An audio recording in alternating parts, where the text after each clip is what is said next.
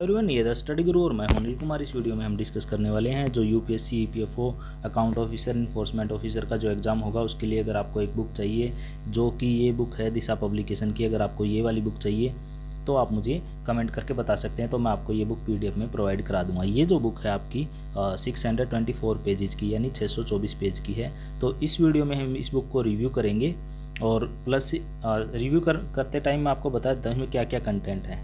और सबसे पहले इसमें है आपके पास एक ईपीएफओ का 2017 का सोल्ड पेपर, जो 2017 में जो पेपर हुआ था वो सोल्व करके दे रखा है। उसके बाद इन्होंने दे रखा है पार्ट ए में, यूनिट ए में दे रखा है इन्होंने जनरल मेंटल एबिलिटी।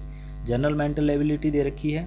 फिर उसमें जनरल मेंटल एबिलिटी के इन्होंने 14 पार्ट्स में दे रखे हैं, 14 टॉपिक दे रखे हैं। Analogy, classification, series, alphabet, coding, decoding, blood relation, direction, distance, order, ranking, arithmetical, reasoning, syllogism, statement, conclusion, puzzle, Venn diagram, non verbal reasoning, ये दे रखा है इन्होंने पॉइंट यूनिट ए में। यूनिट बी में इन्होंने 11 टॉपिक दिए हैं। Number series, percentage, average, age, profit and loss, discount ratio, proportion, partnership और simple, compound interest, mixture, alligations और time, speed, distance, time and work, pipes, strengths, mensurations and data interpretation. जो part C है, unit सी है, उसमें इन्होंने 10 topic दे रखे हैं। इंग्लिश ग्रामर के antonym, synonymous, sporting error 1, word substitution, idioms, phrase, cloze test, sentence improvement, fill the blanks, parajumbles, reading comprehension, ये दे रखा है।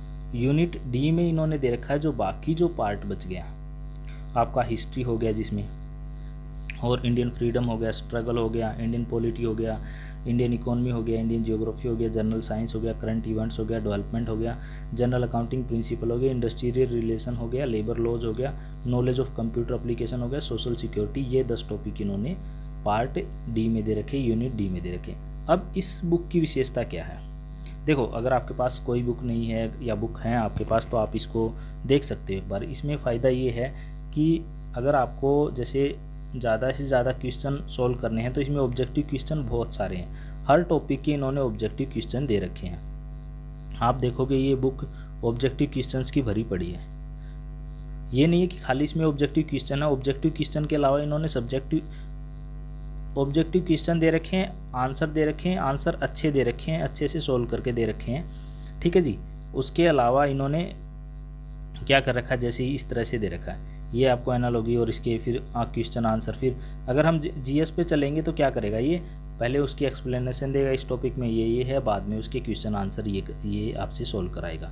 तो ये कुल मिला के बुक सही बुक है। आप इसको अगर एक्सरसाइज के लिए रखना चाहते हो, अगर आपकी मैक्सिमम प्रैक्टिस के लिए रखना चाहते हो तो इसको ले सकते हो, तैयारी कर सकते हो। अगर आपके पास कोई बुक है तो आप उसको पढ़ सकते हो, इसको आप रेफरेंस के लिए रख सकते हो। आपको नई बुक लाने की ज़रूरत नहीं है। अगर आपके पास कोई बुक नहीं है तो आप मुझे तो भी आप मुझसे इसको पीडीएफ में ले सकते हो। अगर आपको ये बुक चाहिए, आपको अच्छी लगे तो ये बुक आप मुझे कमेंट में मैसेज करके बता सकते हो, मैं आपको ये बुक पीडीएफ में प्रोवाइड करा दूँगा।